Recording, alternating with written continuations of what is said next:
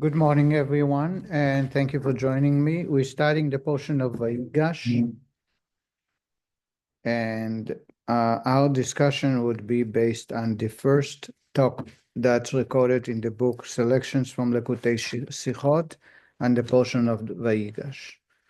A very brief introduction. This week we read about the brothers returning back to Egypt when they discovered the goblet of Yosef in Binyamin's bag of grain. And Yehuda comes forward and he speaks very sternly to Yosef.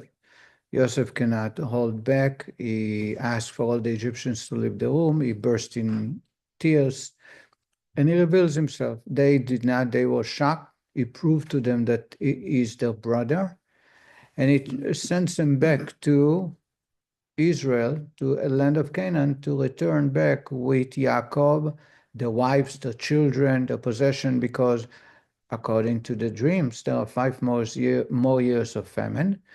And here he will be able to sustain them lavishly. This is already the famine started, yeah? It's already 2 years after, yes. Actually, when Yaakov came in, the famine stopped. It ended up to be only 2 years. And Yaakov is told by Vatchi Ruach Yaakov Aviem. Yaakov's spirit is lifted. Until now he was mourning for the loss of Yosef. Now Yosef is alive. It's a new day. It's a new start.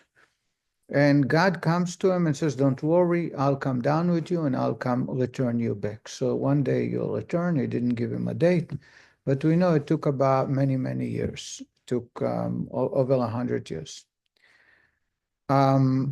Yosef, they arrive in Egypt, and we read about Yosef taking some of the brothers to introduce them to Pharaoh. And he explained Pharaoh that they need a separate place because they raise their families differently. They live a different lifestyle. They eat cattle, which was an idol, was their god. So he gave them a town called Goshen, a town in Egypt. And the Torah continues, by Chalkel Yosef, Yosef supported his family, lechem lefi ataf, according to the needs, even to the little babies, because babies usually waste more than what they eat. If you remember when you raise children, you put them on a high chair and you put them half a slice of bread and they just play with it. They make a little doll from it. They do all kinds of creatures. They don't eat that, or they eat very little of it. Yosef supported his family according to the needs of even the children, meaning they had plenty, nothing to worry. And his impact continued on for many years. Based on that, the Jewish people are also named Yosef. We are called Bnei Israel, the children of Israel. We also call Am Israel, the Jewish people who are the nation of Israel. Israel is the name of Yaakov, the father of Yosef. But in the Torah, in the prophets, King David named the Jewish people as Bnei Yosef. Noeg Katzon Yosef, leading like cattle, Yosef. Yosef referring to the Jewish people. So for his achievements in Goshen, which seem to be very temporarily, the Jewish people carry his name, bear his name as Yosef. And this is the topic the Rebbe wants to understand for what purpose and what is so significant about Yosef. The Rebbe goes on to many, many details, and I'm not so sure that we can get into details. So we're going to try and hover and cover the main topic. I'm going to start reading from the text, and then I'll share with you by heart as well. The Zohar states an axiom. There is no word in the Torah that does not possess sublime and holy mystic secrets and paths of conduct for men to fortify themselves thereby. Motivated by the rationale, the Torah relates many details concerning the story of Yosef and his brothers. In other words, the Zohar said, anytime you read a section in the Torah, it's not history. It's not something that happened in the past, but rather it is a lesson for you today and here. The Torah relates many details concerning the story of Yosef and his brothers. As part of this narrative, the Torah also relates that Yosef provided sustenance for his brothers and their households, as it is written, and Yosef nurtured his brothers, granting them bread according to the needs of their children. The Torah in details provide us the description of his help that he gave them to the minutest needs, even children who play with bread or with grain, he provided it. Albeit for the rest of the country, there was great famine. Wait, this is before his father came down. Well, no, and his father. But even if the famine ended, it doesn't mean that there was plenty. It doesn't mean there was enough. There wasn't, because we read right after that, towards the end, that they sold themselves as slaves to Pharaoh. So it continued on for a little bit. It continued. The Torah had been done by the time Yaakov came down. They were already slaves and they had been moved around by Yosef, and all this had already occurred. Could be it was done before, could be it was done after. The concept that Yosef provided nurture for his brothers and their families is so important that, as the commentaries to the following verse explain, as a result, the Jews as a people are referred to by the name Yosef for all time. As it is written, he leads Yosef like sheep. Noeg katzon, tzon is sheep, Yosef. So in other words, the Jewish people, because he provided them food in Egypt while there is a famine, therefore, they are called, the Jewish people in return are called Yosef. Explanation is required. The Torah calls a person by a particular name because it expresses that person's inner character. Every name reflects not only specific events that transpired in that person's life, but also conveys his true nature, that is, who he truly is. You don't call somebody based on an event that happened to that person. You call a person by name in the Hebrew language because it conveys the essence of their nature, of who they are. So if you call the Jewish people Yosef, and you say it's because he provided them, it doesn't make sense. Because calling somebody by name is something that describes who they are. It gives us the DNA of the person. If it's the DNA, it cannot be given just because of something that happened. Also, The question does, yes. also, I think that Yosef follows a line of leaders at that time who were all shepherds. That's correct. The question thus arises, why are the Jewish people called with the name Yosef for all time? Because Yosef nurtures them in Egypt during the few years of famine. All he did is giving them, even after the famine, they enjoyed being part of the royal family. Okay, I understand. So how many years is that? 20 years, 40 years. For that, you call the Jewish people for the rest of history Yosef. These habits are dissimilarly a secondary, peripheral matter that is not associated with the essence of Jewish people. It took place many years ago and lasted only a very short time in the span of our national history. So the Rebbe said, I don't understand. Why you call Jewish people forever Yosef? So Yosef, for what? For something he did for a very short period of time to a very small number of people. And for that, our DNA has the qualities that are expressed in the name Yosef.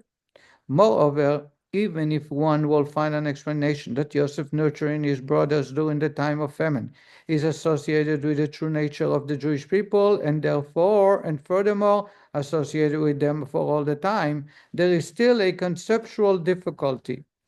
What the rabbi is saying is, even if you justify naming them after what transpired during that short period of time, calling them Yosef is not accurate. And the reason is, when we say that a name reflects the inner nature of an entity, the intent is not that the name communicates factors that result from the nature of the name nature of the name expresses, but that the name itself expresses the nature of the named entity.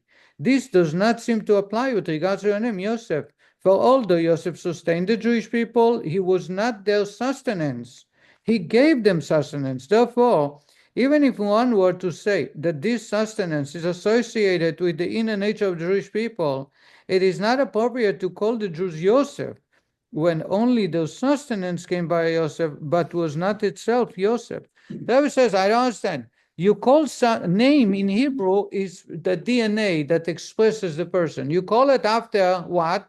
Yosef providing them with sustenance, right? So you call them Yosef. Yosef is not the sustenance. Yosef is the peripheral to what was going on. Yosef is the one who provided them with sustenance. So call them sustenance. You cannot call them Yosef for something he did to them. Says the Rebbe that we need, in order for us to understand, the Rebbe is going to go through many, many levels of introductions. The first introduction, the Rebbe says that the idea of Torah is not something that happened to me, that happened to us before, but happens to us today. As we are told that when we say the blessing of the Torah every morning, Notena Torah, God stands today on Mount Sinai and gives us the Torah. So when I read in the Torah the story of exile, I read in the Torah the story of the gatherer of wood on Shabbat. Every detail of the law, every detail of the story is something that affects me, that God is giving me today. So I don't say that the Torah is true because of what happened then. Is important for me to know how to conduct myself. The Torah is true because God today gives me the Torah. That's why we say, Baruch Noten Torah, Baruch Hashem Noten Torah, not Natan. Natan means in the past, Noten, He's given me now. And that's why the Torah will never change. The Torah is forever. The Torah is not impacted by locale or by time. The reason is because otherwise you can't say the blessing, Notena Torah. If you come and say today, where electricity is without much effort, therefore we don't have to obey God's commandments regarding Shabbat, what you're saying is that God is not giving us the Torah today. God gave it to us 1,000 years ago. Today, He's not. If He's giving it to us today, He would change it. But that's the very, very core of what Torah is about. Torah is unique from everything else that we know. Everything else is temporary. Torah is the reflection of God, and therefore it is as fresh and new as it was 3,335 or 30 or 40 years ago.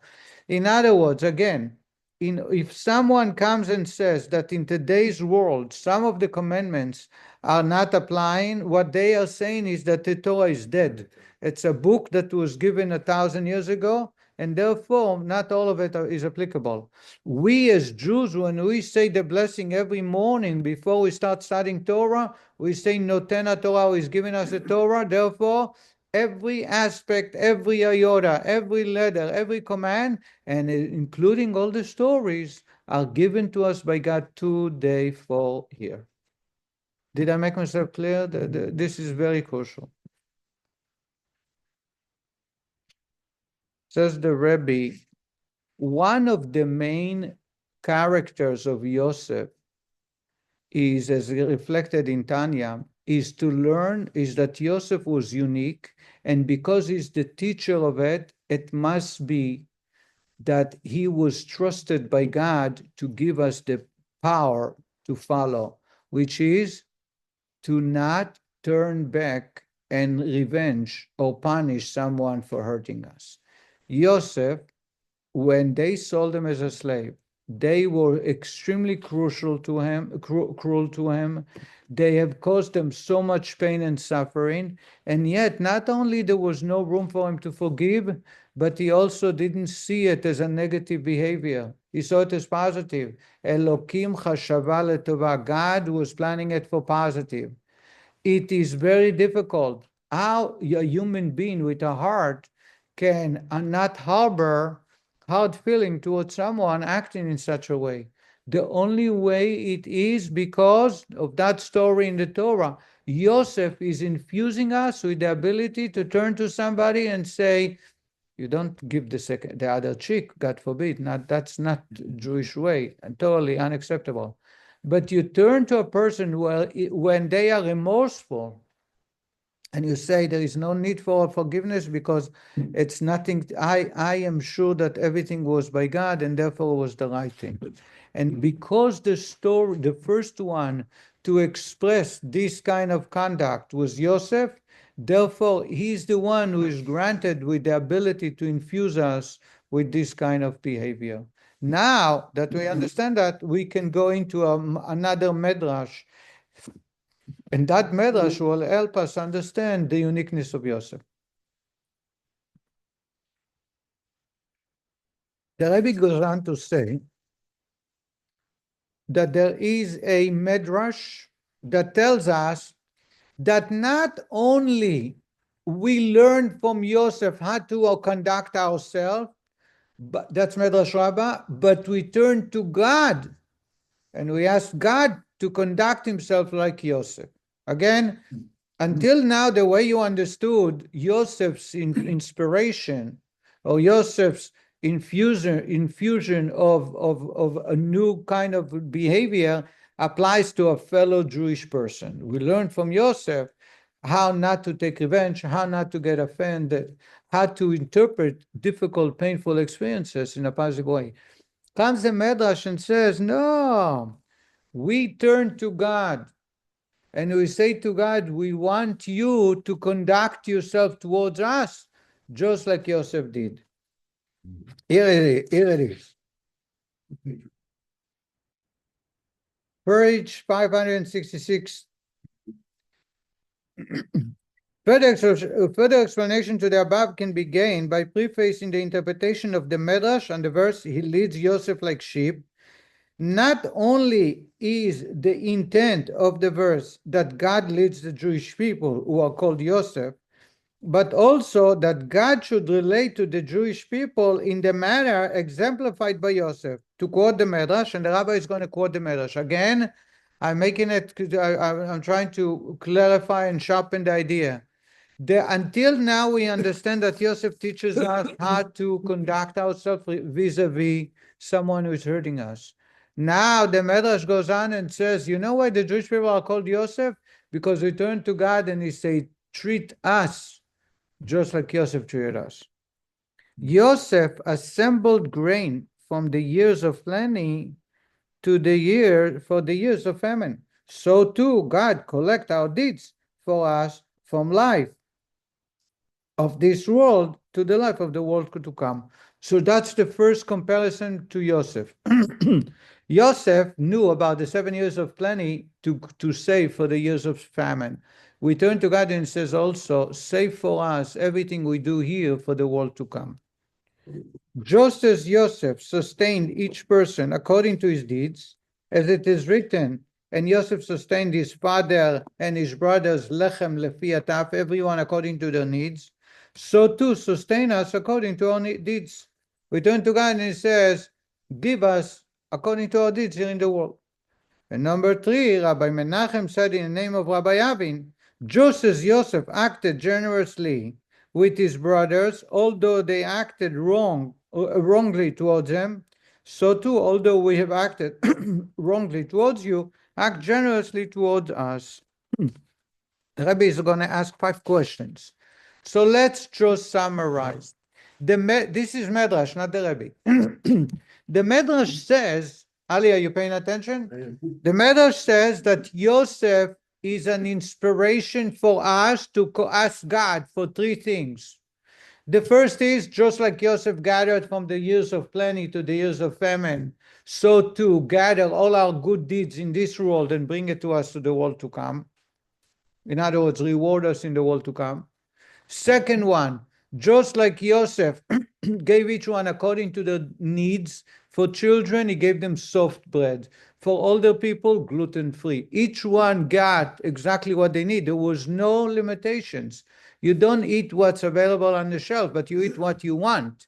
So too God grant us reward according to our deeds, that someone does much more should receive much more reward. And the third one, Rabbi Menachem, in the name of Rabbi Avin, says, just like Yosef was extremely kind to the brothers, despite the fact that they hurt him so badly to the extreme, so too we hurt you to the extreme. We disobey, disrespect, shame God, all return a favor, but being kind to us. These are the three things. The Rebbe is asking 5 questions. Whatever I remember by heart, I'm going to share. The first, the Rebbe says, how do you compare the years of plenty and to the years of famine to this world and the world to come? It's the reverse. In life, right? It makes sense. In life, this universe is temporary. The world to come is permanent. In other words, you gather here for the world to come. Where there you will enjoy it. How do the Medrash says years of plenty? You have everything to the year of famine. That's like from the world to come to this world. It's exactly reverse. Makes sense, right? Second question that Rabbi is asking. What do you mean give us according to our deeds? That's the second point. Give us according to our deeds. We're not begging for it. That's the way, that's the rules. God says in the Torah, if you follow my order, I'll give you plenty. So we're asking God to be like Yosef. Yosef gave everyone according to their deeds. So are we deserving to have according to our deeds in the world to come? We're not asking to compare to Yosef. This is the reality that God created us for. The third question the Rabbi says,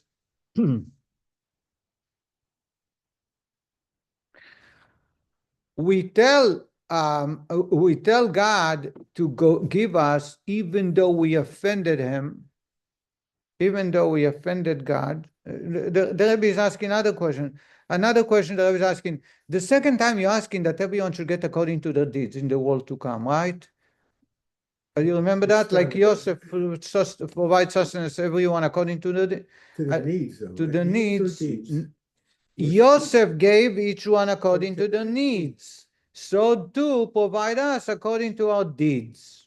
So first question was, it's not something extraordinary. This is plain by the rules. But the second question says, Rabbi, I don't understand. We are asking God to forego our sins. So we're not asking according to our deeds. We're asking for much, much more than that. That's what Rabbi Menachem Berabavin, Rabbi Menachem Berabavin is saying. Yosef forego all the evil behavior of the brothers. So too, forget about our. So what? It's a self-contradictory. The Rebbe goes on to explain the following. The Rebbe says that the purpose of our service of God in this world seems to be in the world to come, in the reward that we receive in the world to come. But that is only according to us, from our perspective. From God's perspective, the true reward is in this universe where we serve God and bring God pleasure. Because God is infinite and we are finite. So no matter what pleasure, how high our pleasure is going to be, it's not an iota of a pleasure that God derives when we obey God. Did you understand that? I'm summarizing like 2 pages into one concept. So again, I'm going to repeat it again. When I go to the world to come one day, hopefully, and I have a big, big line of credit for all the good deeds, no matter how God is going to give me and how much God is going to give me, the experience is a finite created being. And as a finite created being, my pleasure is not even one grain of dirt compared to a pleasure that God has. And God says that he derives pleasure from my obeying his commands. So therefore, in this world, true pleasure is expressed by God, because that's where I obey God when I do a mitzvah. The reward is only God does not want to be, God wants to pay us back for our efforts. It's a side benefit, it's a sidekick. The true nature of a mitzvah, schar mitzvah, the reward of a mitzvah is the mitzvah itself. In other words, the greatest reward that someone can have is knowing that God is pleased, that God derives pleasure. The fact that I'm getting a penthouse there with a heated jacuzzi and all the cables in the world, all the cable channels connected to my my penthouse is a very small side benefit that God wants us so that we know that our efforts and hardship and investment is not going in vain for a human being, but comparing to God, there is no comparison. Therefore, a true pleasure is expressed in this world when we serve God. The fact that we don't feel it, the fact that we don't see it, does not take away from that reality. And for God, there is no limitation. So the pleasure can be expressed even if you and I don't feel it, because for God, there is no limit.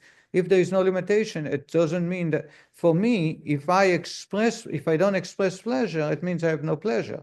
So if you don't see me happy, you don't see it on my face in the way I speak, I'm not happy. But for God, he can look very angry, he can look depressed, but it's just a facade, because God has no limitation. No limitation meaning he can reveal himself in any way, shape, or form he wants, regardless of how it looks or regardless of the conditions. Therefore, we need to take it as a fact that the real pleasure, the real true reward for mitzvot, for a good deed, is when God himself is deriving pleasure from doing. Comes the evil inclination and turn to God, and he says, sometimes the Jewish people are doing a mitzvah with the wrong intent. They're doing it because they want to get rewarded. So why are you so excited? He turned to God. It's not the true behavior. It's not the true pure effect of mitzvah. You don't do a mitzvah because you want to please God. You do a mitzvah because you want to get the reward up in heaven. You do it for what do you call it? You do it for another reason, huh? Personal gain. For a personal gain, exactly, not for God's sake. Therefore, God should not derive so much pleasure. That's where we turn to Yosef. We turn to Yosef because Yosef turned to the brothers. Their intent was what? To kill him. That's why they did what they did. But he looked at their deeds, not at their intent. He turned to them and he says, Sheloi lishma, is lo lishma, not for the sake of the actual doing, is as equal as lishma, as if you did it for the real good purpose. In other words, they wanted to kill him, but Yosef turned to them and he says, all I care is about the action. What you did is what God wanted you to do. You had in mind something else. Therefore, I'm not holding not an iota of hard feeling towards you, because I pay attention to the action. And the action was totally dictated by God, because God, as we know today, we see the plan plays out. What does Yosef teach us, says the Rebbe? That when it comes to the pleasure, that's why we turn to God and say, learn from Yosef, according to our deeds. You ask the question, what do you mean according to our deeds? According to our deeds is something that is a given. We don't need more Yosef to teach us. Plus we're in trouble. Huh? Plus we're in trouble according to our needs. Just before we get, that's the second one, Rabbi Menachem ben Rabavin. Just a minute. So says the Rebbe, when the Medrash says, we turn to God and say, you should act like Yosef, we refer to God and say, even if I do a mitzvah sheloi lishma, not for its right reason, the fact that the act was achieved what you wanted should be just like Yosef turned to the brothers. They had the wrong intent, but the action is what counts, and therefore he did not harbor any hard feeling. That's the way you should. That's why you were called Yosef. The second point, says the Rebbe, there is a thing in the Torah, and I hope that anyone who studied a little bit the background of Torah, is that someone who is a sinner, someone who committed sins, and he did teshuvah, and he returned back to God, there are times where zdonot na'asu lo kezchuyot. The sins turn into good deeds, right? Same story. The evil comes and says, how dare can you say that the evil behavior, he ate not kosher, he cursed, he lied. Now he regrets it, and he connects to God from out of great love. God says, you know what? Not only will erase it from the credit, but we turn the minus number and turn it into a plus, right? You did 5 sins, it's 5 good deeds. How is it possible? If the true pleasure of God is when his will is being fulfilled, and that's the real reason someone should serve God, it's impossible to say it about eating non-kosher because that's directly against God's will.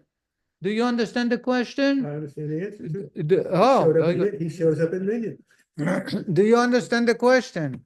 So the concept of sin turn into a mitzvah, if the real true achievements of a mitzvah is that God has the pleasure that his will is fulfilled, it will never can apply to a deed that is against God, that's contrary to God's will.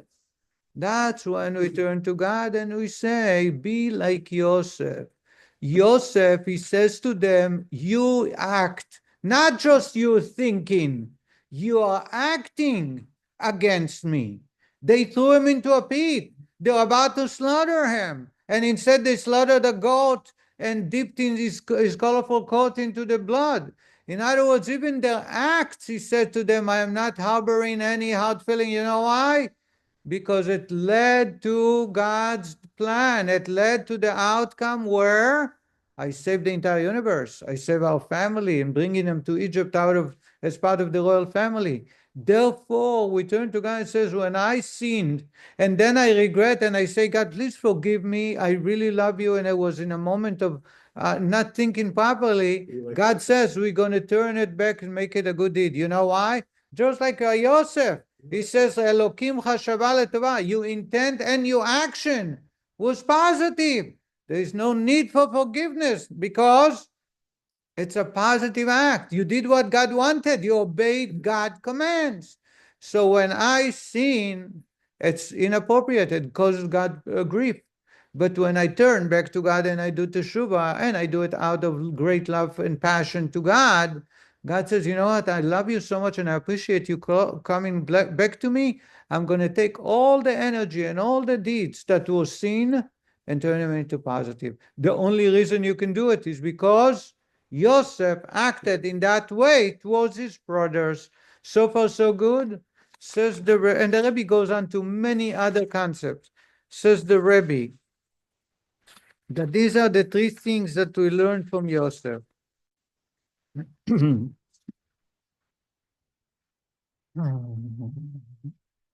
a moment, I'm going to get there. So here are the 3 things, how the Medrash says and how the Rebbe interprets it in the Kabbalistic way. Just like the years of plenty were saved for the years of famine, so we say to God, take us from this world into the world to come, and we asked that it's a reverse. The world to come should be compared to years of plenty, not to the years of famine. But based on our understanding that true pleasure is achieved by God, and it can only be achieved in this world because only here we can serve God. Up in the world to come, there is no commandments.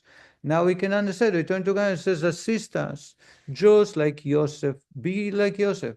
That the years of plenty, it allowed them to store for the years of famine. So too in this world, where you derive pleasure from our deeds, take that and store it for us into the world to come. The second one, we turn to God and says, give us according to our deeds, just like Yosef gave the babies, the elderly, each one according to deeds. Provide us for our deeds. Not provide us measure for measure, but according to our deeds, and do not pay attention to the intent, because many times our intent is totally different. I want to be honored. I want to get paid for the mitzvah. I do it, whatever. I want to have my name hanging all over the building. God says, just like Yosef, he looked at their deeds, not at their intent. And the last one, Rabbi Menachem ben Rabin says, we turn to God and says, Yosef, they acted offensively against Yosef. They acted in a way that is akin to a kidnapper or a murderer selling somebody as a slave. Yet Yosef didn't see it that way. He said this was God's plan. You did exactly what God wanted. So there is no room for me to be offended or to forgive. We turn to God and says, even when someone sinned and they return back to you, you should be able to return it, to turn the sin into positive. So far, so good? Yes. Says the Rebbe, that's the difference between Yaakov and Yosef. We are termed Bnei Israel, the children of Yaakov, children of Yosef, because he provided us and gifted us with the ability to serve and connect to God. But there were things that he needed Yosef, because only Yosef experienced this kind of behavior from his brothers. And therefore, we are called Bnei Yosef, or Yosef, not because he saved us during the famine, not because he provided it, because it's a short period. It's because I am Yosef as well, because I am able, not only Yosef infused us with the ability to forgive people for offending us very harshly, but to turn to God and remind God, just like Yosef, he should act towards us only when we are acting like Yosef. If I'm acting like Yosef and someone is offending me, I turn to him and they say, don't need forgiveness because there was no place for offense, because God had sent you and God has a plan and the plan is going to be executed. You're carrying the plan. Just if we do that, we are actually calling God and say to him, treat us like Yosef. You are Yosef. So you can call the Jewish people Yosef because they learned from Yosef how to forgive and forget. And we also, according to Medrash, turn to God and we say, you are called Yosef. You act like Yosef towards us. So you are able to reward us, even if the intention was not right. You are able to reward us according to our deeds, not according to our intention, and store it to the world to come. And you are able to reward us even if we did wrong. As soon as we turn back, God will take all the wrong doing and make it positive.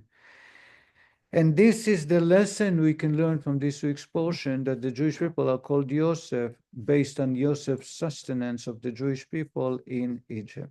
Wow. Shabbat shalom, everybody. Thank you, Rabbi.